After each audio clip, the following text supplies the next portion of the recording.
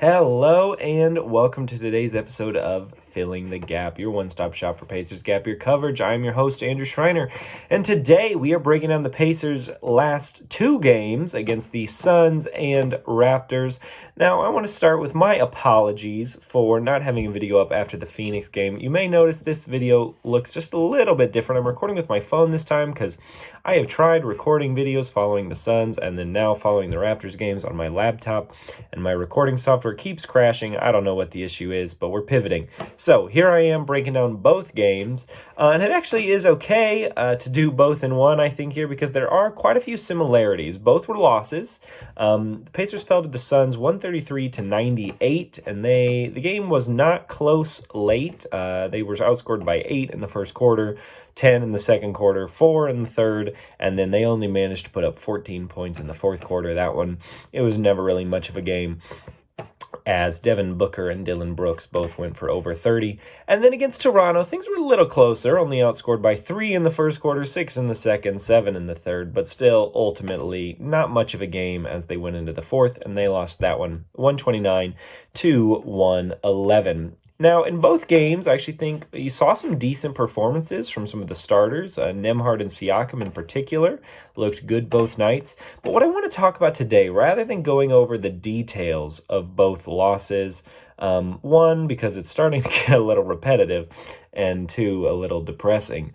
But I wanted to go over something I haven't talked about much this season, which is the consistent struggles from the bench. Those were especially pronounced in the game against Phoenix. So we'll back up to that one first. And I'm going to use a case study here. Jarace Walker, he was 0 for 10 in 26 minutes, 0 for 4 from the three-point line. He had 2 points, and that was 2 of 2 from the free throw line against Phoenix. But he certainly wasn't the only one. Ben Shepherd struggled. Really, Isaiah Jackson was the only player off the bench in that game who shot over 50% and made more than 2 shots. He went 3 for 4 for 8 points. And then against Toronto, Jarace Walker struggled again, though he slotted into the starting lineup. That's something we'll talk about in a minute. But again, the bench was weak. Only Ray J. Dennis shot over 50%, and only Jay Huff and TJ McConnell had more than 2 makes on the evening.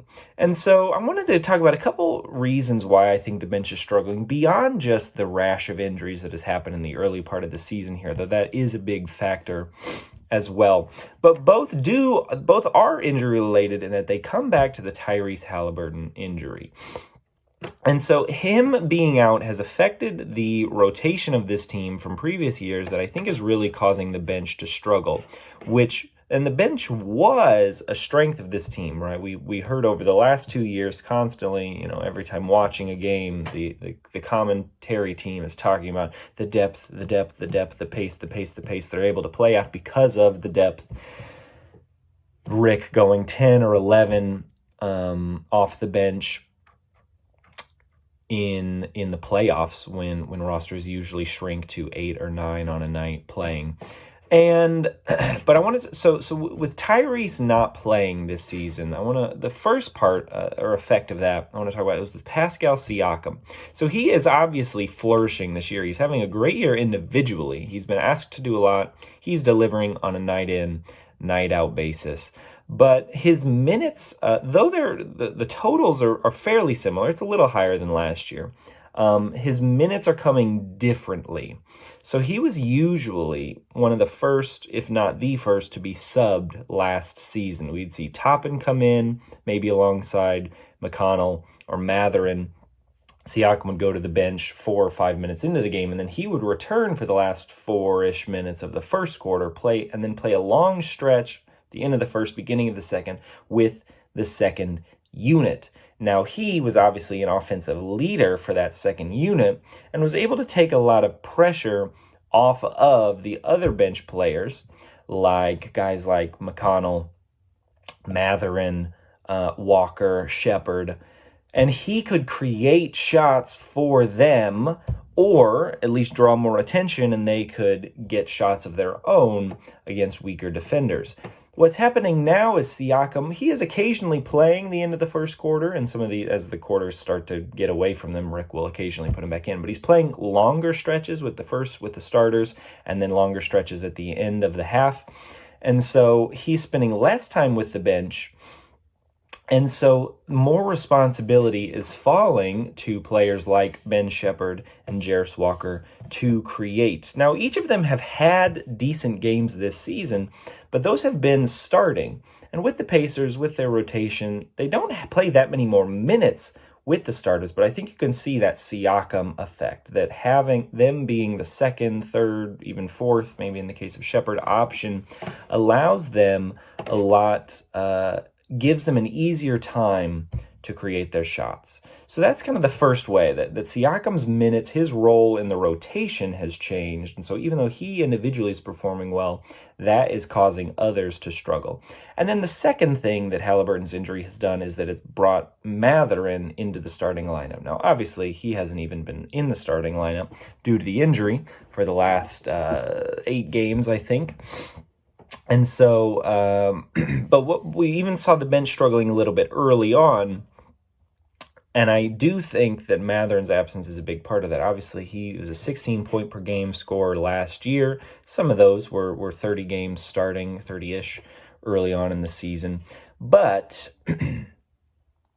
his attacking the rim with the second unit not only helped just get to the rim and score for him individually, but also allowed him to dish, created opportunities for Sheppard, for Walker, for Furphy, for Toppin, for McConnell to get shots of their own. And so him moving into the starting lineup is having a similar effect as Siakam having to play more minutes with the starters. And so I think even when everyone is healthy, that this bench struggle is going to continue to show itself throughout the season, unfortunately. Now, I joked, I tried to record this, like I mentioned, I tried to record this podcast after, or an episode after the Suns game, and I joked that maybe they just need to put Walker back into the starting lineup. And he actually did get in against the Toronto Raptors because Aaron Nesmith was unavailable due to a knee injury. Now, he sustained that in the game against Phoenix. So just a quick update there. Rick said after the game that they feel like they dodged a bullet. They think they did, so it doesn't sound like it's an ACL tear or anything like that, but he is going to miss some time. I haven't seen any reporting on exactly when they expect him back, but he's going to miss some time now, and so Nembhard, McConnell, finally back.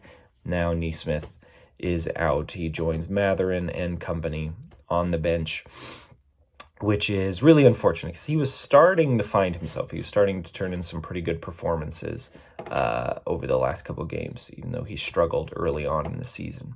So that is the update for those last 2 games and my thoughts on why the bench is struggling.